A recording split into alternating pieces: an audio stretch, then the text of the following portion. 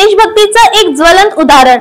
लग्नाच्या दुसऱ्या दिवशी देश सेवेसाठी सीमेवर रवाना झालेला जवान।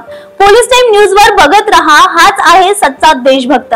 नमस्कार, मी रोहिणी पोलीस टाइम न्यूजच्या प्रेरणादायी घटनांमध्ये तुम्हा सर्वांचे पुन्हा एकदा स्वागत करते। जिथे लग्नाचा आनंद बाजूला ठेवून एक जवान देश सेवेसाठी सज्ज झाला।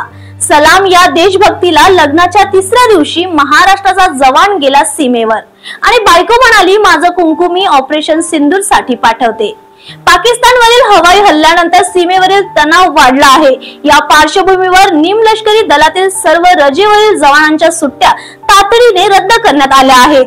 खेडगाव नदीचे तहसील पाचोरा येथील जवान मनोज पाटील यांनी नुकताच विवाह केला होता, पण लग्नाच्या दुसऱ्याच दिवशी म्हणजे 6 मे रोजी देश सेवेसाठी हजर राहण्याचे आदेश मिळाले आणि मनोज यांनी कर्तव्याला प्राधान्य देत गुरुवारी सीमेवर जाण्याचा निर्णयही घेतला।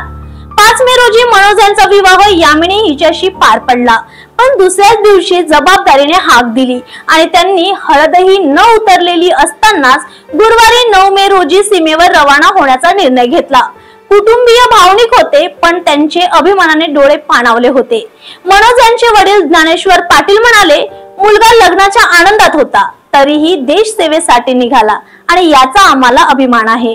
तर नववधू यामिनी हिनेही पतीच्या निर्णयाला पाठिंबा देत म्हटलं, सत्यनारायणच्या पूजेच्या दिवशी देशापेक्षा मोठं काही नाही, अशा जवानामुळेच देश सुरक्षित आहे हे निश्चिंत आहे।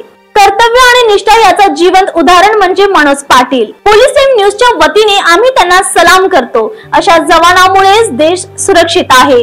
बघत रहा पोलीस टाइम न्यूज, आवाज तुमच्या हक्काचा।